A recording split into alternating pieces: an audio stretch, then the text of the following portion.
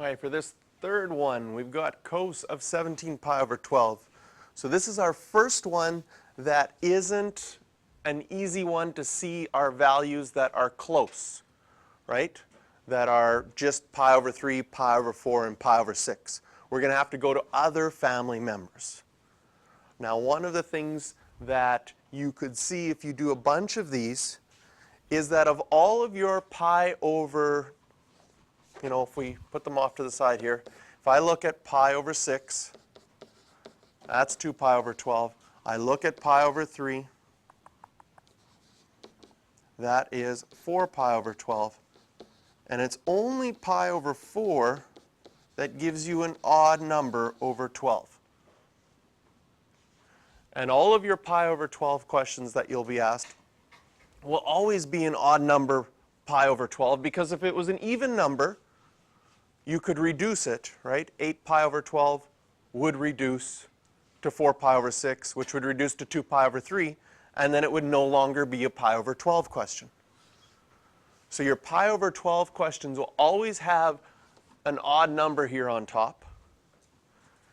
And in order to get an odd number by adding or subtracting, you will always have to use your pi over 4 family, because pi over 4 is the only one that's an odd number over 12. So when you're doing a question like cos of 17 pi over 12 or sine of 23 pi over 12, the first thing you're going to do is just pick any pi over 4 family, and it doesn't matter which one, they will all work. Some people like to always just use pi over 4. Start with just pi over 4 every single time because it's straightforward and easy, and then figure out what would have to go with it to make whatever number you're finding. Some people like to try and use bigger ones to get closer to the value that we're at. So someone's going to pick one of those at random. It's going to be Zuhair. 9 pi over 12. So what we do when we start this one, we want to find cos of 17 pi over 12. And he says we're going to start with 9 pi over 12, because that's this one right here, one of our pi over 4 families.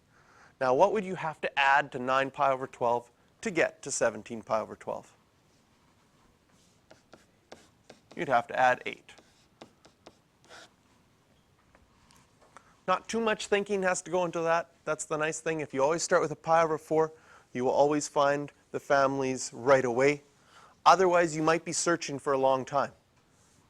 So if you start with 9 pi over 12 and then get 8 pi over 12, when we reduce these,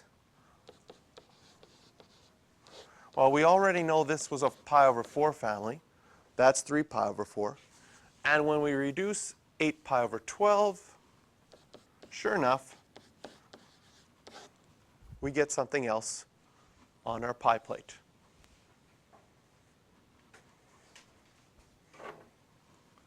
Again, this is our alpha, this is our beta. Sometimes you're going to be tempted to want to distribute the cos and just do cos of 3 pi over 4 plus cos of 2 pi over 3. However, whenever you're adding inside of a trig function, you always have to go to one of your alpha and beta formulas. And so we have to write this out.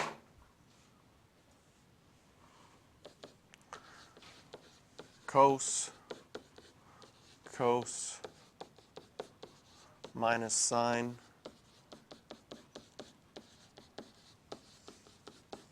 sine.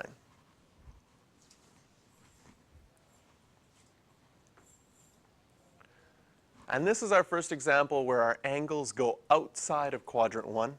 So you also have to think about the cast rule when you're figuring these out.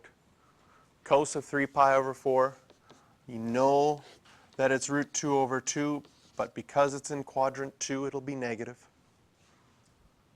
Cos of 2 pi over 3 is also in quadrant 2. Will be negative 1/2.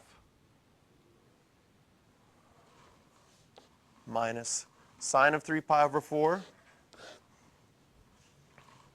Quadrant 2, where sine is positive, will be root 2 over 2. And sine of 2 pi over 3 will be root 3 over 2. When you multiply these out, this will be positive. You'll get your root 2 minus root 6 all over 4. Now, in the final exam, this is usually a 3-mark question. And sometimes they'll make it a 4-mark question by adding a part B, which says, can you figure out the value of secant 17 pi over 12? And all you have to do, since we know cos of 17 pi over 12 was root 2 minus root 6 over 4, secant will just be the reciprocal. So they'll give this as another 1-mark question at the end. Sometimes on exams where, I don't know if you want to say they're harder or whatever, they may just ask, what is secant of 17 pi over 12? And then you have to think, okay, I can figure out cos of 17 pi over 12 like we did in the first part of this question. And then once I get that answer, take my answer and do the reciprocal. So that would be an example of a little bit of an extension.